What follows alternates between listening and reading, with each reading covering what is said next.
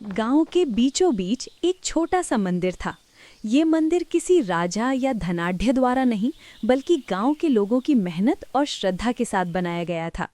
उसके आंगन में आम के पेड़ की छांव, बांस की रेलिंग और पत्थर की बनी एक छोटी सी झोपड़ी थी, जहां पुजारी रहते थे। गांव के लोग इसे बड़े ही आदर और श्रद्धा के साथ देखते थे। मंदिर का पुजारी पंडित हरिशंकर एक अजीब तरह का इंसान था। वो रोज सुबह सूरज उगने से पहले उठता, घंटी बजाता और सारे गांव के लिए प्रार्थना करता। लेकिन लोगों को ये पता नहीं था कि पंडित हरिशंकर के अंदर एक रहस्य छुपा था। वो चोरी का शौकीन था। रात के अंधेरे में वो गांव के घरों से सोने चांदी की चीजें चुराता और मंदिर की झोपड़ी में छुपा लेता।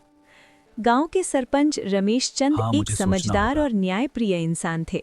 उनका मानना था कि गांव की सुरक्षा और व्यवस्था सबसे पहले आती है। लेकिन पंडित हरिशंकर के बारे में किसी को कोई शक नहीं था। उसकी छवि गांव में बहुत ही धर्मपरायण और सरल व्यक्ति की थी। एक दिन गांव में उत्सव का समय आया। सारे गांव वाले मंदिर में इकट्ठा हुए। बच्चे फूल लेकर आए, महिलाएं दीपक लेकर आईं और पुरुष लड्डू और मिठाइयां लेकर।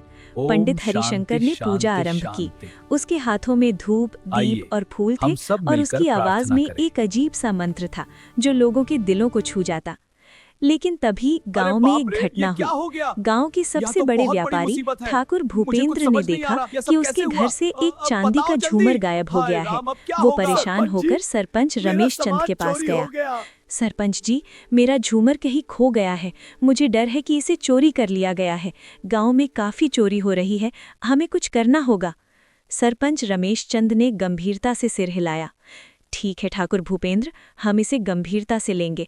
मैं पूरे गांव की सुरक्षा बढ़ा देता हूं, लेकिन किसी निर्दोष को दोष न दें।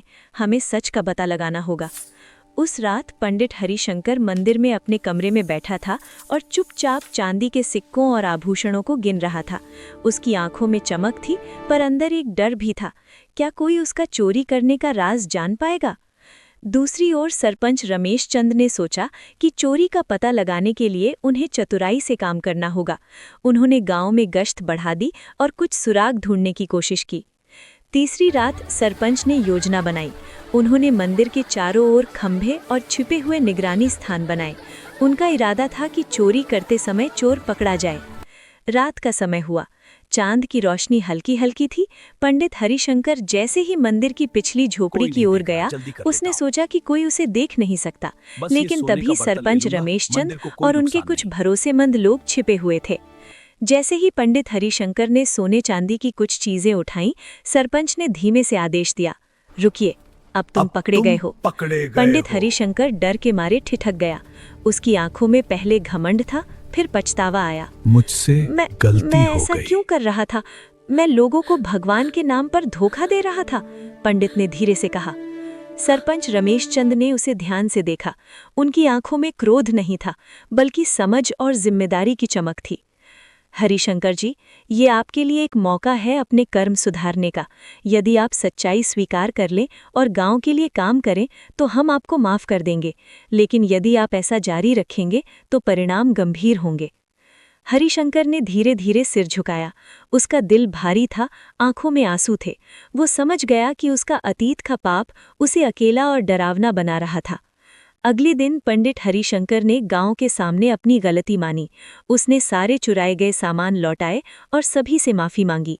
गांव के लोग पहले थोड़े डर में थे, लेकिन धीरे धीरे उन्होंने पंडित को माफ कर दिया, क्योंकि सच्चाई और पश्चाताप की ताकत सबसे बड़ी होती है। सरपंच रमेश चंद ने पूरे गांव को एक संदेश दिया, हम सभी इंसान हैं, गलती करना आम है, लेकिन अपनी गलती को स्वीकार करना और सुधार करना ही सच्ची महानता है। उस दिन से पंडित हरिशंकर ने अपना जीवन बदल दिया। अब वो न केवल पूजा करता, बल्कि गांव के बच्चों को पढ़ाता, गरीबों की मदद करता और मंदिर की सफाई में लगा रहता। उसकी आंखों में पहले की चमक अब एक नई, सच्ची और श्रद्धापूर्ण चमक में बदल गई थी। गांव वाले अब उसे केवल पुजारी नहीं, बल्कि एक सच्चा इंसान मानते थे। मंदिर में फिर वही सुबह की प्रार्थना होती, लेकिन अब उसके मंत्रों में केवल ईमानदारी, प्यार और गांव की भलाई की शक्ति थी। समय बीतता गया और मंदिर और गांव दोनों ही खुशहाल और सुरक्षित रहे।